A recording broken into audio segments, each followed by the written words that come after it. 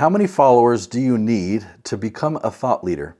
Is it 10,000, 100,000, a million? Most people assume that thought leadership is simply the result of building a big audience. Well, it's not. In fact, some of the most successful thought leaders I know have surprisingly small audiences. I'd rather have 500 people searching for my help than 5 million people watching my content for entertainment. By the end of this episode, you'll understand what exactly creates thought leadership and where to find the most valuable followers. Let's dive right in.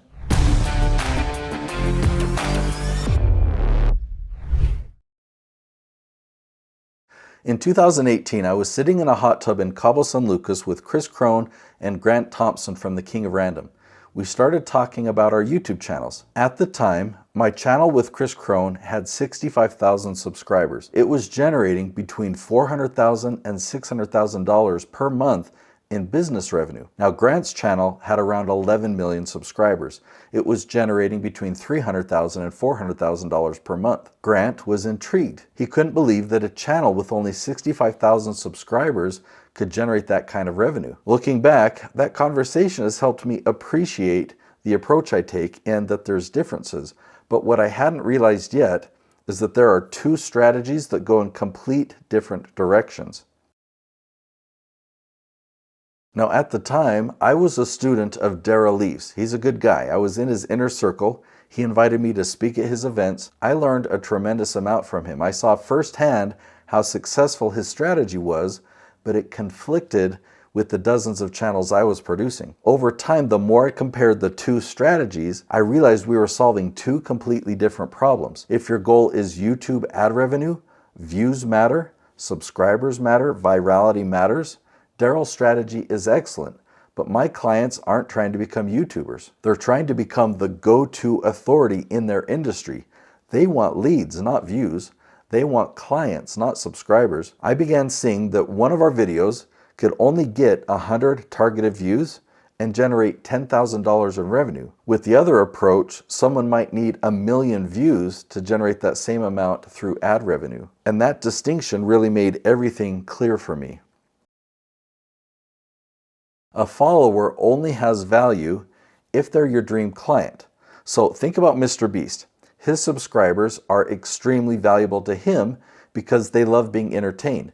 They'll come back for the next video. That's exactly what he's trying to build. But that's not what a thought leader is trying to build. If someone subscribes to your channel because they thought one of your videos was funny or entertaining or happened to go viral, they're not your dream client. And if they're not your dream client, they're actually hurting your positioning.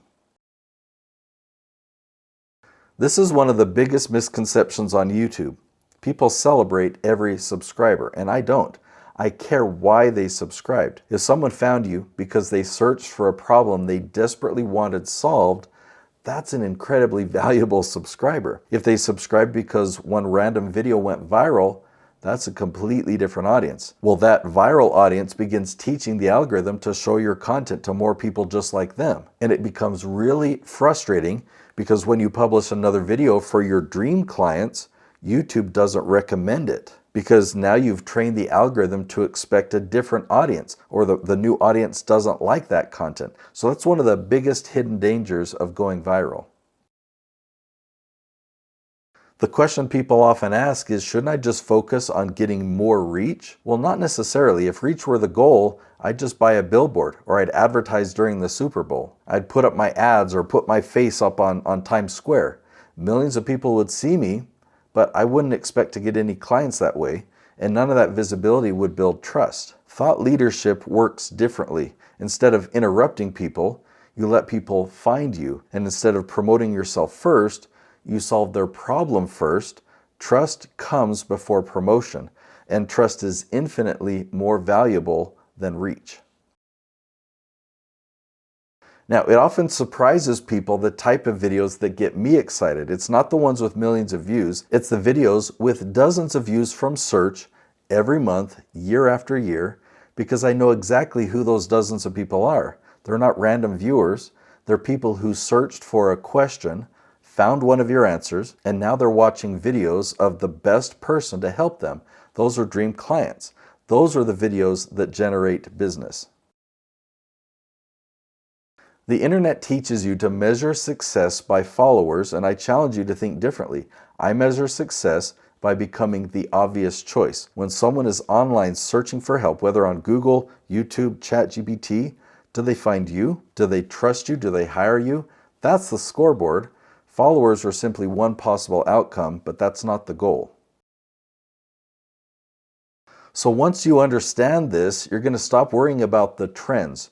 You're going to stop comparing subscriber counts. You're going to stop wondering whether you're entertaining enough. You're going to stop trying to go viral. Instead, you're going to focus on attracting the right people, building trust, answering questions. You're going to focus on your level of category ownership. I'd rather have 500 dream clients finding my content through search than 5 million people watching me for entertainment. Thought leadership isn't about building the biggest audience. It's about becoming the obvious choice for the right audience. Now, if this episode has changed the way that you think about followers, then the next episode is one that you don't want to miss, because if followers aren't the goal, then going viral definitely isn't either. So in the next episode, Thought Leadership Without Going Viral, I'll show you why viral success and thought leadership often move in the opposite directions, and why some of the most valuable videos that you'll ever create may never get massive view counts. I'll see you in the next episode.